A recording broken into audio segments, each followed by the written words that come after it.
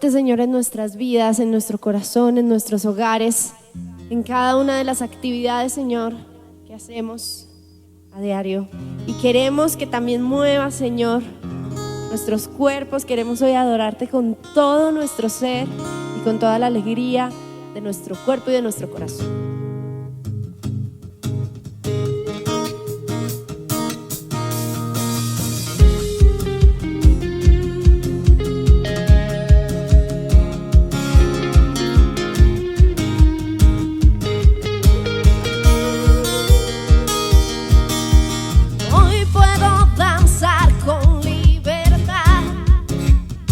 Porque soy su hijo, porque soy su hijo.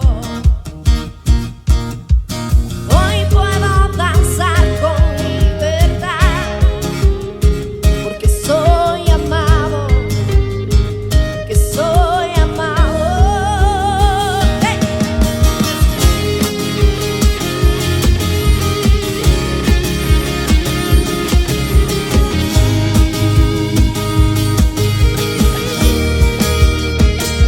Podemos sentir tu gozo, podemos sentir tu río. Hay sanidad en las aguas, podemos danzar.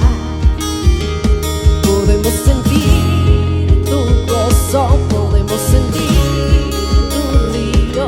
Hay sanidad en las aguas, podemos danzar.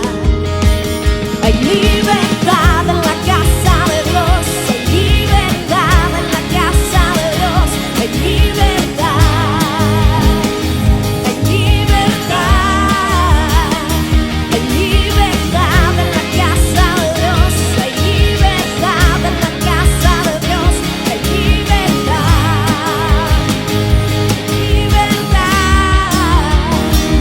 Podemos sentir tu gozo, podemos sentir tu río. Hay sanidad en las aguas, queremos danzar. Podemos sentir tu gozo, podemos sentir tu río. Hay sanidad en las aguas, queremos danzar. Libertad en la casa de Dios.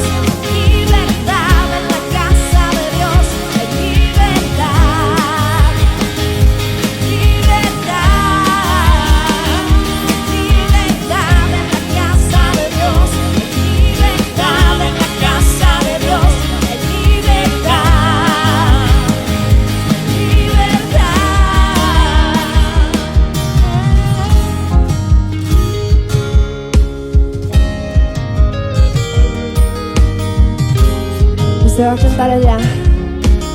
Hay libertad en mi casa. Hay libertad en mi casa. Hay libertad al danzar. Hay libertad en mi casa. Hay libertad al danzar. Hay libertad en la casa de Dios, hay libertad en la casa de Dios, hay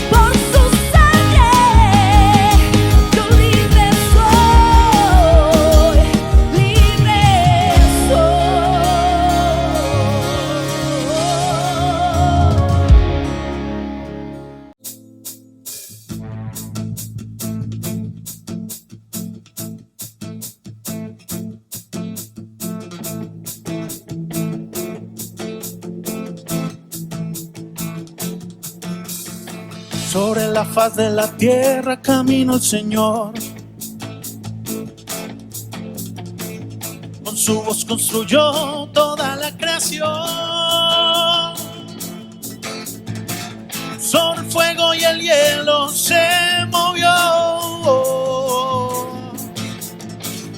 Como no ha de moverse en mi corazón. Muévete, muévete, muévete, oh Dios, en mí. Muévete, muévete, muévete, muévete, oh Dios, en mí. Ven y muévete.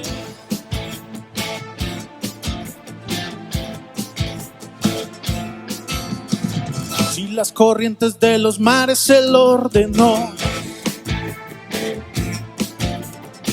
y con sus manos las estrellas afirmó, con un soplo de aliento la vida me dio. ¿Cómo no ha de moverse en mi corazón? Muévete, muévete, muévete, oh Dios, en mí. Muévete, muévete, muévete, oh Dios, en mí. Ven y muévete. Desde el principio siempre te has movido. Hoy te pido que nunca te dejes de mover. Muévete ahora, yo te necesito. Que tu gloria llene toda esta creación. Muévete, muévete, muévete, oh Dios, en mí. Muévete, muévete, muévete, oh Dios, en mí. Ven y muévete.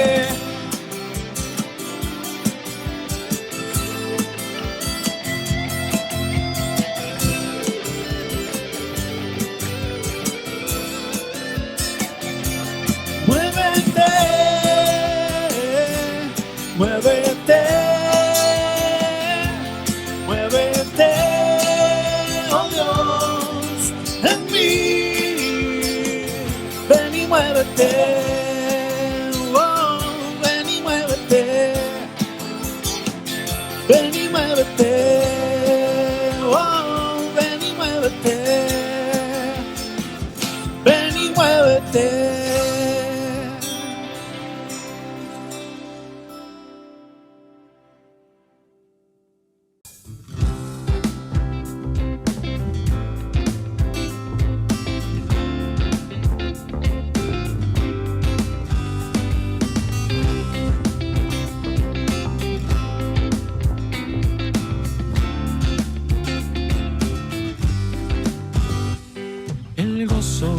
El Señor ha puesto en mí es la fuerza de mi vida. El gozo que el Señor ha puesto en mí es la fuerza de mi vida. El gozo que el Señor ha puesto en mí es la fuerza de mi vida. Oh sí, el gozo el Señor ha puesto en mí es la fuerza de mi vida. Y decimos, y por eso yo me gozaré en Él, y Él pondrá su risa en mi boca. Yo cantaré, yo gritaré.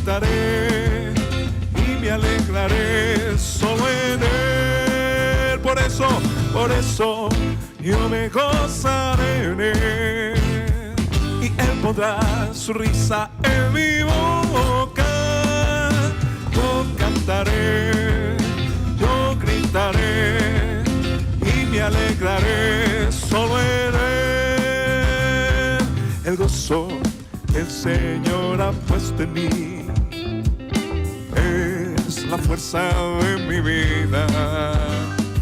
El gozo que el Señor ha puesto en mí es la fuerza de mi vida. El gozo una vez más, el gozo que el Señor ha puesto en mí es la fuerza de mi vida. El gozo que el Señor ha puesto en mí es la fuerza de mi vida. Por eso yo me gozaré en él. Y él pondrá su risa en mi boca. Yo cantaré, yo gritaré y me alegraré solo en él. Por eso yo me gozaré en él. Y él pondrá su risa en mi boca. Yo cantaré, yo gritaré y me alegraré solo en él. Por eso yo me gozaré en él. Y él pondrá su risa en mi boca.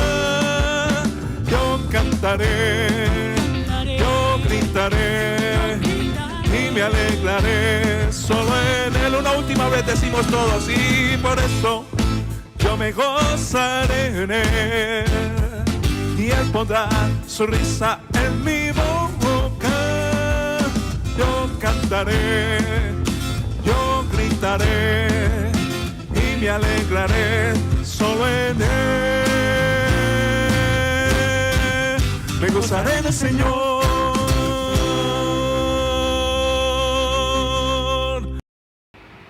¿Qué tiempo tan especial tuvimos en nuestra semana de misiones? Todos salimos con un reto, con algo bien especial en nuestro corazón y con una palabra que llenó nuestras vidas de motivos para amar y para bendecir a nuestro Señor. Así que te invitamos a vincularte cada día más como el proyecto que tenemos de iglesia y todo lo que queremos alcanzar para la gloria del Señor. Recuerda escanear el código QR que aparece a continuación o puedes ingresar a nuestra página donde aparecerán todas las cuentas. Recuerda por favor también enviar el soporte a contabilidad@templobelen.org. Solo resta recordar el inicio de nuestros cursos del Río de Entrenamiento este fin de semana. Ya hoy día miércoles iniciaron 2 cursos virtuales. El fin de semana próximo inician los cursos presenciales para que puedas tú crecer en todo lo que Dios quiere para la vida tuya. El martes 15 también tendremos nuestro ayuno presencial acá en la sede de la iglesia a partir de las 9 de la mañana. Están todos cordialmente invitados. Con nosotros nuestro pastor Isaí. Un saludo a nuestra familia de Templo Belén. Esta es nuestra casa. Buenos días, buenas tardes, buenas noches. Qué bueno una vez más poder compartir en este espacio virtual acerca del amor de Dios, su bondad con nosotros y cómo podemos compartirlo para disfrutarlo como familia, pero sobre todo reunidos alrededor de nuestro Señor Jesús y también con la esperanza de poder llevar el Evangelio a aquellos que están cercanos a nosotros.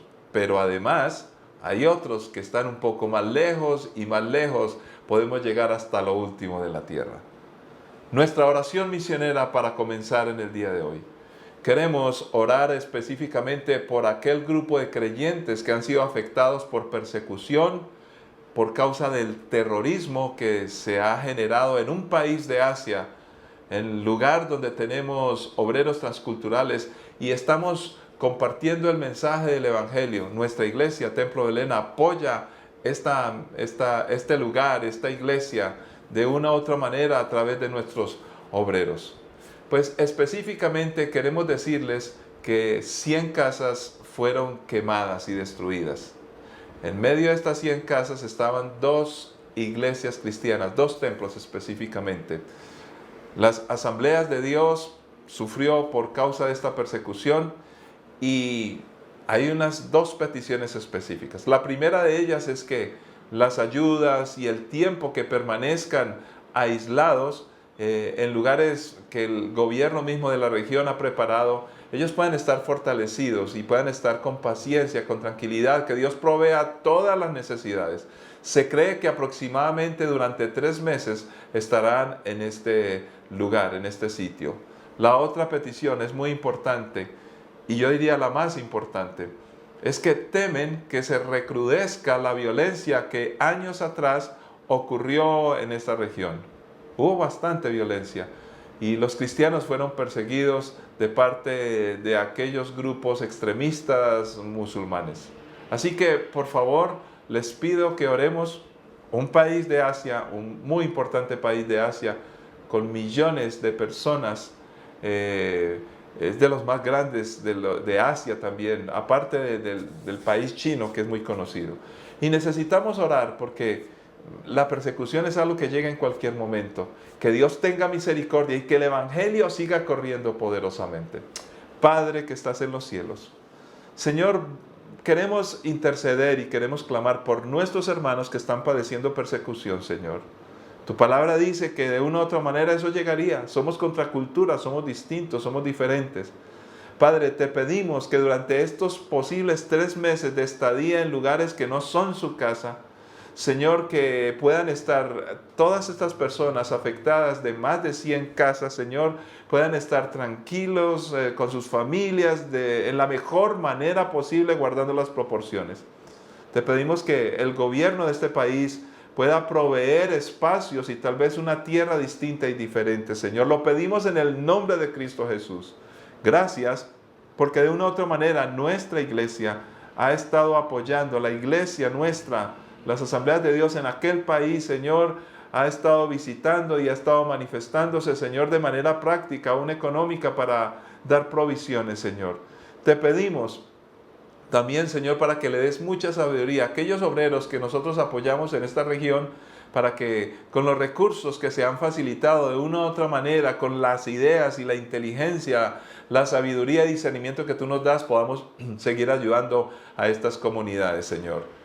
Pero ante todo, Padre, te pedimos que la violencia que otrora se diera en esta región no se repita. En el nombre de Cristo Jesús, pedimos y clamamos.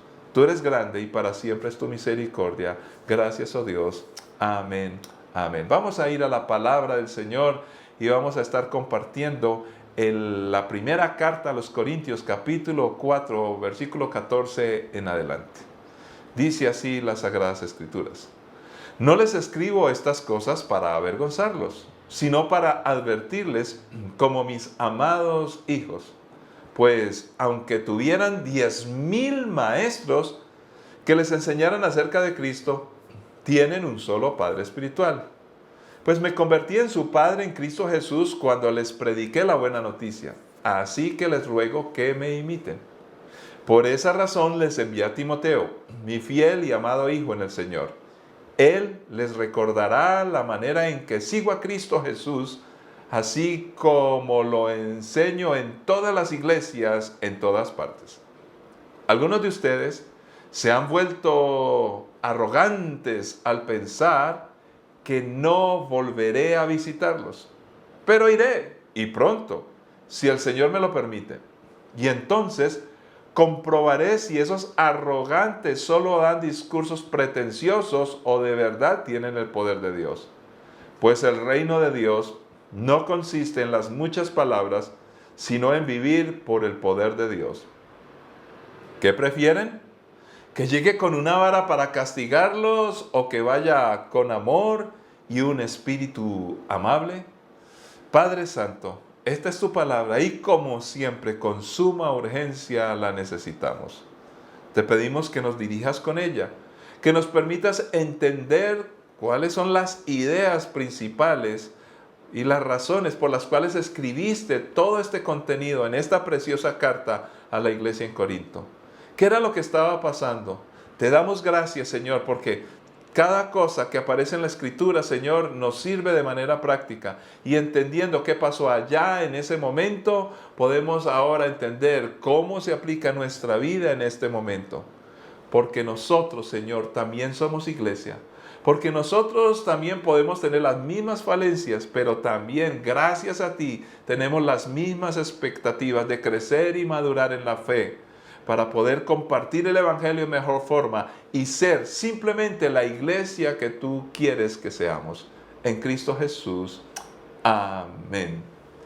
Qué bueno que la palabra del Señor nos ilustra y nos enseña y nos ayuda. Y vamos entonces en esta parte de la primera carta a los Corintios, después de un breve receso este fin de semana que estuvimos compartiendo acerca de las misiones transculturales. Sin embargo, hicimos alusión a por lo menos al estudio que venimos haciendo de la primera carta a los Corintios. Pero vamos a continuar entendiendo unos detalles, porque al comprender exactamente qué quiso decir el apóstol Pablo, por supuesto, inspirado por el Espíritu Santo, entonces nosotros podemos aplicar estas grandes verdades que son tan valiosas y tan importantes para que nuestro caminar con el Señor Jesús como iglesia y como cuerpo recuerde la primera carta a los Corintios. El énfasis en lo redondo de la carta es mantener la iglesia unida y expresar el amor de Dios de la manera que Dios quiere. Somos el cuerpo de Cristo y por eso no debe haber fisuras. Entonces, en ese contexto podemos entender mucho mejor qué fue lo que quiso decir el apóstol Pablo. Empecemos por lo más importante, el centro de este pasaje, donde Pablo hace alusión a que les estás escribiendo. Era algo que se hacía. Por supuesto que no todo el mundo escribía y no todo el mundo tenía el papel. No era como hoy que cualquiera puede tener algo para escribir. Sin embargo, se utilizaban textos para comunicar mensajes y eran muy respetados. Entonces, Pablo aclara y le dice, no quiero avergonzarlos. ¿Por qué les dice esto? Pues encontramos que desde el primer capítulo hasta ahora, el apóstol Pablo está reconviniendo a la iglesia. Les dice, no los quiero hacer sentir mal, pero tengo que hablarles acerca de esto. Por ahí empezamos a aprender que nosotros necesitamos ser corregidos y que la corrección no es para molestarnos, no es para avergonzarnos ni hacernos sentir mal. Al contrario, es para advertirnos, y las advertencias funcionan cuando el amor de un padre se manifiesta hacia los hijos. De tal manera que en ese contexto entendemos que la carta primera a los Corintios se está refiriendo a la iglesia como una familia. Porque ya nos empieza a hablar de paternidad espiritual. Y fíjese cómo lo hace. Expliquemos algo. Había tutores en esa época y Pablo se define como algo más que un tutor. Los tutores básicamente eran esclavos que se conseguían por parte de personas adineradas para educar a sus hijos. Pero el maestro, que era este esclavo que contrataban o que conseguían o que compraban, bien como fuera, era muy importante para todo el sistema educativo. Sin embargo, la honra que le tenían a él no era grande. ¿Por qué? Porque era un esclavo. Entonces, aunque se valoraba la educación, este esclavo se refería al conocimiento y empezaba a transmitir todo lo que sabía para que estos hijos del amo o de aquel jefe del hogar pudiera tener a estos muchachos o muchachas de la mejor manera posible. Sin embargo, cuando Pablo entra a definirse, él no utiliza el término tutor. Aunque él se refiere a sí mismo como esclavo, también como siervo de Cristo. Pero ¿por qué en este caso él ya dice, yo soy para ustedes un padre espiritual? Lo dice literal. Y empieza a hacer una comparación muy interesante. Dice, aunque tuvieran ustedes 10,000 maestros que les enseñaran acerca de Cristo, ojo, que los tutores funcionaban y eran buenos. Y aquí está hablando que les enseñara acerca de Cristo. En otras palabras, les iban a enseñar cosa muy buena acerca de Jesucristo. Y Pablo no está diciendo que eso es malo, al contrario, está diciendo es muy importante. Y fíjese la cifra, 10,000 tutores, 10,000 personas que enseñaran. ¿Por qué la cifra tan grande? Y la contrapone esta cifra con un padre espiritual. Y literalmente dice que aunque tengan 10,000 maestros, tienen un solo Padre espiritual. Y ahora pasa a referirse a sí mismo como un Padre. ¿Por qué y cómo y bajo qué condiciones? Esto es bastante importante. Y les voy a explicar por qué en un sentido práctico se ha deformado hoy la idea de la paternidad espiritual. Él dice, soy un padre para ustedes. Hay una gran diferencia entre el tutor y el padre, porque el padre tiene una relación filial, tiene una conexión mucho más grande y más importante que la de un tutor, que era un esclavo. Con esto no estamos diciendo que era una mala persona, pero la relación era totalmente diferente. Y cuando encontramos esa comparación de 10,000 tutores versus un padre, y dice que el padre es mucho mejor, pues está hablando acerca de la importancia de la relación establecida. Y claramente, ¿cómo establece esta relación? La establece en Cristo Jesús como la gran e importante medida. En otras palabras, Pablo le dice a la comunidad, si soy su padre espiritual, lo soy por causa de nuestro Señor Jesucristo. ¿Por qué quiero aclarar esto? Tristemente ha habido enseñanzas erróneas acerca de la paternidad espiritual. Y cuando hablamos de ser un padre espiritual, no estamos hablando de alienar la mente de las personas. No estamos hablando de alcanzar un control.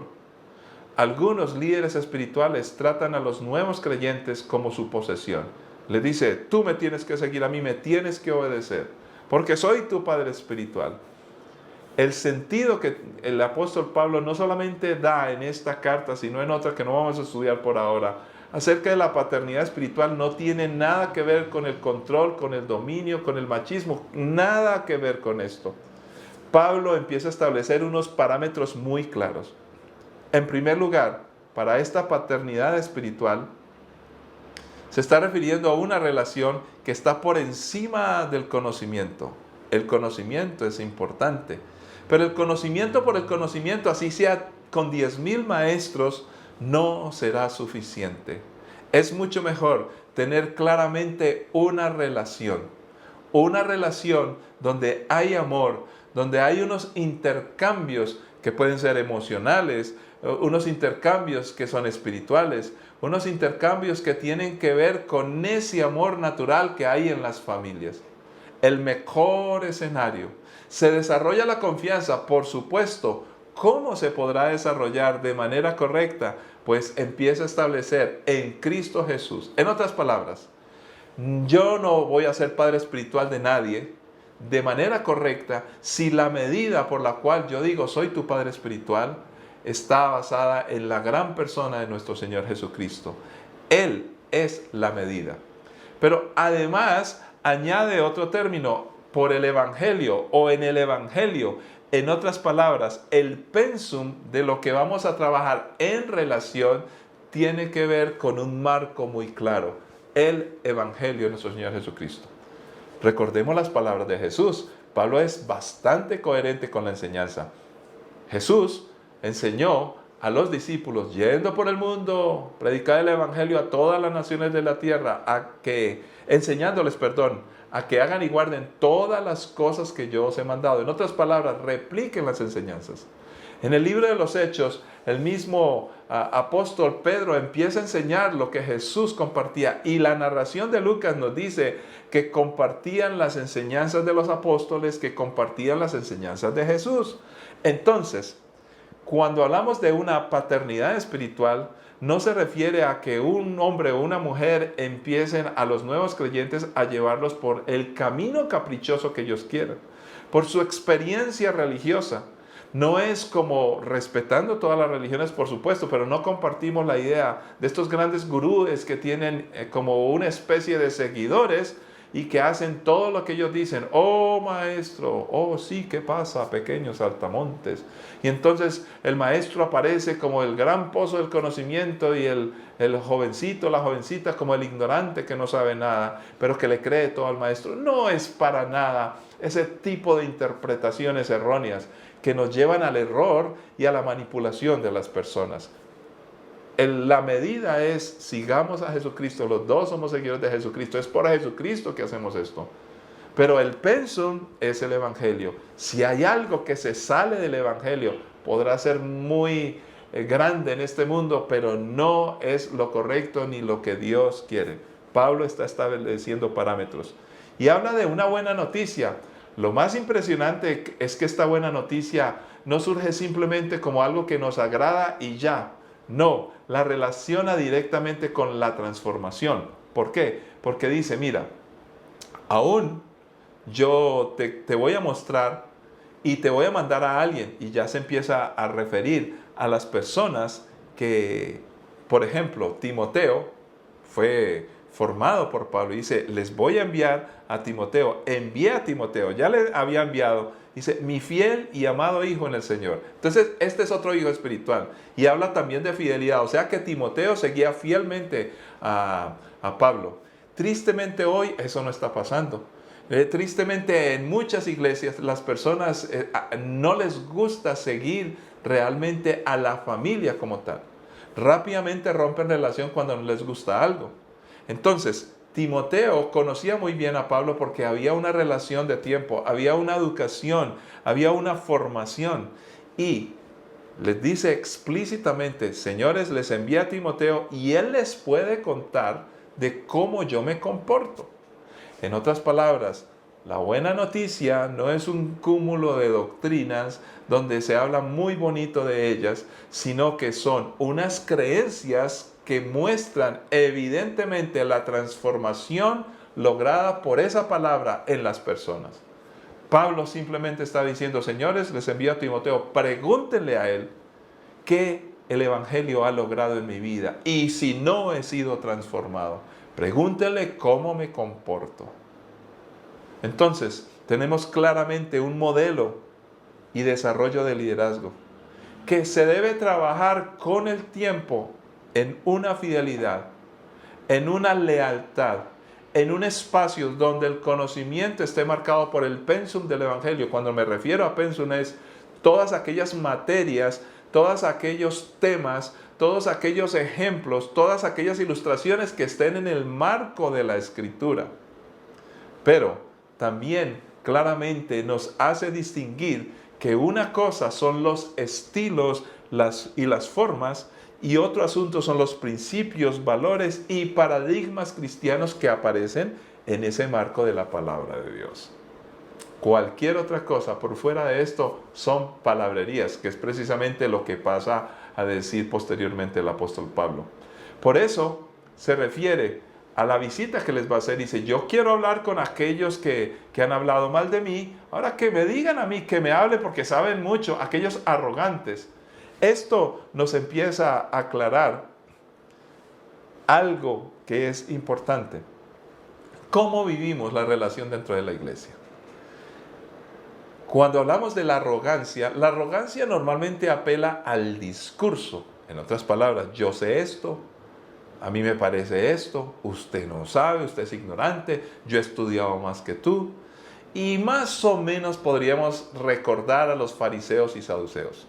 ¿Será que muchas veces nosotros mismos, y hago el ejercicio conmigo mismo, porque a través del tiempo que he podido estudiar, pues voy acumulando conocimiento. Sin embargo, es más importante la relación que el conocimiento, porque el conocimiento me hace creer que yo soy mejor que los demás. Entonces llega la arrogancia. El apóstol Pablo está confrontando una práctica humana que es terrible, donde las personas porque saben más o creemos que sabemos más, entonces pisoteamos a otros. Pablo directamente les dice, bueno, yo quiero llegar a verles, porque su discurso arrogante de que saben mucho, tal vez eran como los 10,000 maestros que ellos se posicionaban y se posesionaban de las personas y tomaban a cada uno de ellos manipulándole. Entonces Pablo llega y les dice, ahora yo quiero ver el poder. Ahora, ¿a qué se refiere el poder de Dios? Tal vez tener una jornada de quién hace más milagros, o se refiere al poder de Dios que transforma las vidas y los corazones. Y por supuesto, por extensión, queremos ver que Dios honra a sus siervos y a sus siervas con poder de milagros, señales y prodigios. Sin embargo, el gran poder de Dios se nota en la transformación del ser humano. ¿Por qué? Las enfermedades y las leyes físicas no se pueden oponer a Dios. Pero Dios, en el diseño del ser humano, le dio una voluntad. Y no es que el hombre sea más poderoso que Dios, ni mucho menos, pero el hombre tiene unas facultades de tomar decisiones. Y de cierta manera es mucho más fácil operar un milagro que cambiar y transformar un corazón. Por eso, cuando el Evangelio nos ha transformado a ti y a mí, empieza a mostrar algo bastante poderoso a las personas, mucho más que cualquier milagro. Por supuesto que los milagros también forman parte del paquete, pero la transformación es muy importante. Otro asunto, muchas veces las personas utilizan lisonjas y palabras para cautivar a la gente. Sin embargo, Dios utiliza el poder de Dios. Por eso directamente el apóstol Pablo le dice, no, aquí no hablemos, mejor dicho, no hablemos bobadas, no hablemos tonterías, no vengamos con discursos para impresionar. Yo quiero ver tu testimonio. Yo quiero ver quién tú eres en Cristo Jesús. Yo quiero ver cómo te comportas. Hoy hay personas que hablan mal de otros, aún en el seno de la iglesia. Y entonces critican y hablan de teorías y hablan de conocimiento, hasta de doctrina. Hacen uso para criticar a otros. Pero yo simplemente hago una pregunta. Si tú ves que un creyente no se porta bien o no te cae bien, son dos cosas distintas. Porque si tú no estás de acuerdo y lo criticas porque no te parece y estás hablando de opiniones, yo lo haría así, a mí me parece que esto sería mejor, y son opiniones. Yo te haría esta pregunta, listo, tal vez tú tienes mejores formas para hacer las cosas, tú tienes mayor conocimiento, pero te hago una pregunta. ¿No estás de acuerdo? ¿Opinas que no te gusta? ¿Esa persona tiene algo de qué ser señalado? Ahora, todos tenemos errores, pero yo me refiero, esa persona realmente es una mala persona. Y si tú me dices que no, y si tú me dices que esa persona tiene un buen testimonio, que ama a Dios y que camina en fidelidad con el Señor, aunque tú no estés de acuerdo y no te caiga bien, no tienes por qué señalarlo. Él ha sido transformado, ella ha sido transformada. Y eso es consistencia. Por eso es importante que nosotros reconozcamos que en nuestras iglesias necesitamos mantener la relación a pesar de las diferencias. Siempre y cuando esas diferencias no manchen lo que nosotros pretendemos, caminar y ser como Cristo. Siempre y cuando no rompan con el propósito de la iglesia, que es yendo por el mundo a predicar el evangelio a toda criatura. Hoy muchos creyentes se basan para escoger sus amigos y sus iglesias simplemente en opiniones, muchas veces en chismes o en pareceres. Las opiniones son respetables, pero simplemente son opiniones. La transformación, el poder de Dios y la coherencia que hay de nuestros líderes o de la iglesia, la consistencia que hay entre lo que tú y yo predicamos y decimos y vivimos mostrándolo con nuestros hechos, es lo que marca la consistencia, como decía, de nuestra vida cristiana. Es lo que marca que realmente nosotros estamos en lo correcto. No hay otra manera de mostrarlo. Jesús lo dijo de distintas maneras: por sus frutos los conoceréis. Entonces, vamos estableciendo que este texto nos establece una gran diferencia entre lo que es el discurso y lo que es la práctica. Cuando el discurso y la práctica tienen que ver, están cercanos, entonces encontraremos una palabra preciosa que me encanta hasta como suena: consistencia en nuestras vidas. Cuando tenemos consistencia en nuestras vidas, entonces nuestros hijos van a creer. Y recuerde que Pablo le llamaba a Timoteo hijo, y Pablo le decía a los corintios, le decía: yo soy su padre. Pero pregúntele a Timoteo, a ver si yo no tengo consistencia. Muchas veces hay personas, y no me molesto con eso, que me han criticado como pastor. Y me pueden criticar como persona o como muchas cosas. Sin embargo, la autoridad que yo tenga no será que les grite o no será que les reclame: es que yo soy su pastor, es que respéteme porque soy su pastor. Yo no apelo a tales cosas. Simplemente, yo debo ser cuidadoso y debo de eso sí mostrar con mi vida la consistencia que puedo tener. Y simplemente lo hago entre lo que digo y lo que vivo. Muchas cosas pueden ser criticadas en mi vida y siempre lo serán. y no es una excusa para justificar mis posibles errores en el futuro o en el presente o en el pasado. Todos nos equivocamos. Sin embargo, con errores y todo, podemos mostrar consistencia. Precisamente de eso se ocupa en esta parte el apóstol Pablo. Y fíjese cómo va terminando todo lo que allí aparece de manera increíble. Simplemente empieza a establecer la importancia de la credibilidad. ¿Qué habrá pasado en esa relación de los corintios con el apóstol Pablo? Porque lo criticaban, lo molestaban, se enojaban con él, ya decían que no iba a cumplir cuánta cantidad de cosas. Ese punto es importante para nosotros. ¿Por qué? Porque en toda posición, como maestros, como padres, papá o mamá, como maestros, profesores en un colegio, como jefes en una empresa, como líderes en un grupo pequeño en nuestras iglesias, como pastores, como lo que seamos, que tengamos un liderazgo y una trascendencia sobre las personas o tengamos una responsabilidad con ellos de una formación. Ojalá que todo el mundo pensara en eso.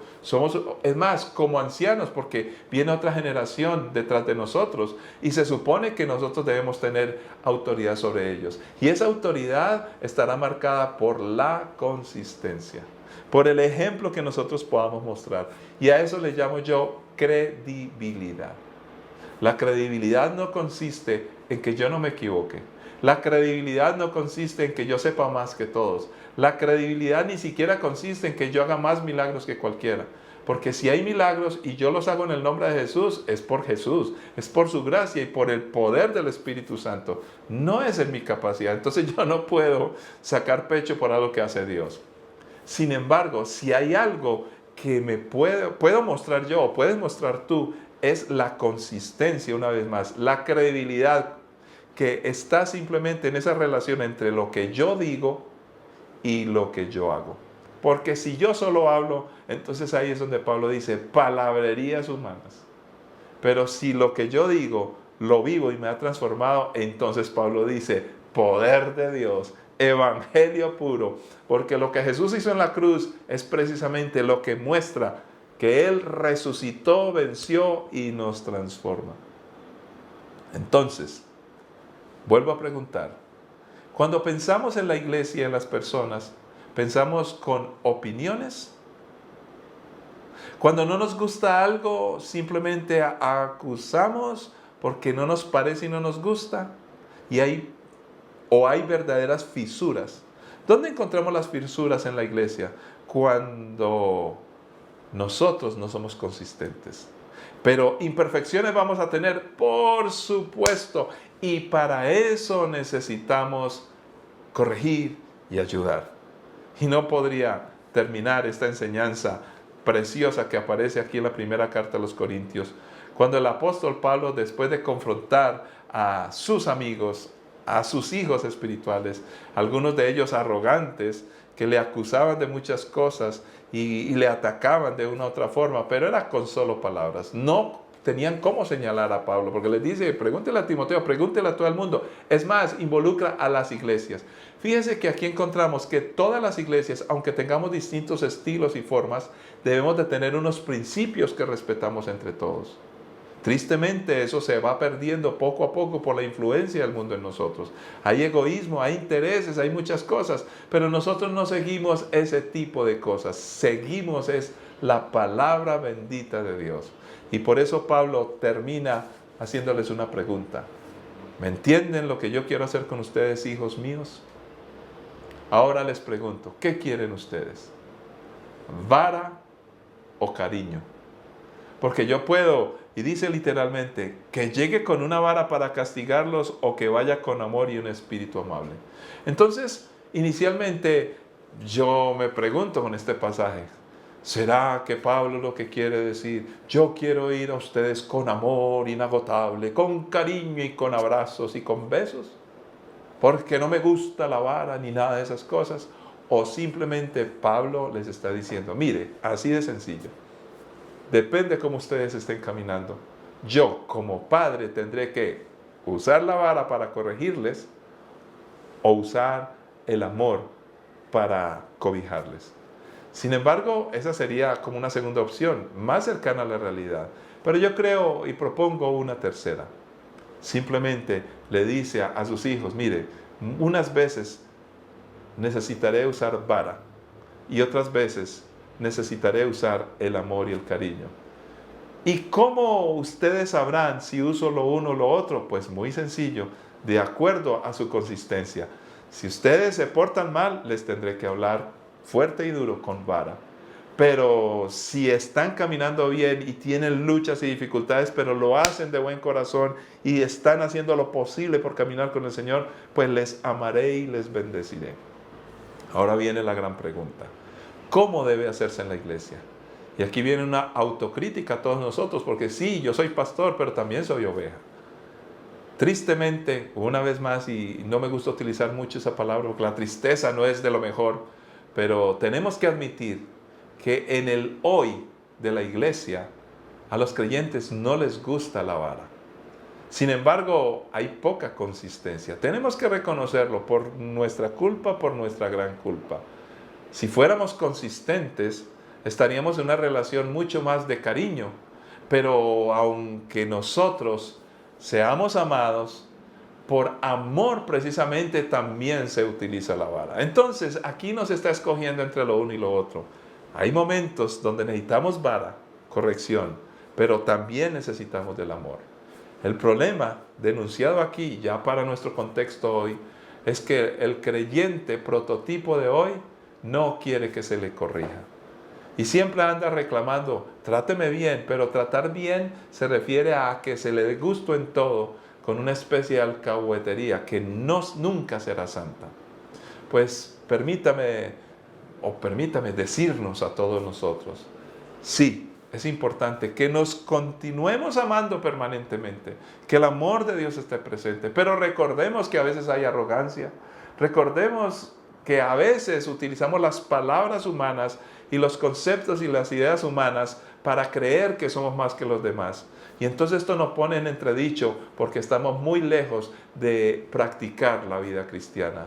Sin embargo, cuando decidimos amarnos unos a otros, cuando aprendemos mucho de las cosas de Dios, de su palabra, en ese marco de referencia que se llama Jesús, en ese pensum que es la palabra de Dios, y permitimos que la paternidad espiritual de aquellos que han caminado más con el Señor nos bendigan, entonces otra será la historia. Pero recordemos que la bendición no es escoger entre vara y cariño, no, es, pastores, hermanos míos, cuando no esté bien y que necesite vara, bien puedan, porque yo quiero caminar con ustedes. Cuando me quieran amar, estoy aquí para amar. Así que corrección con amor y amor con corrección.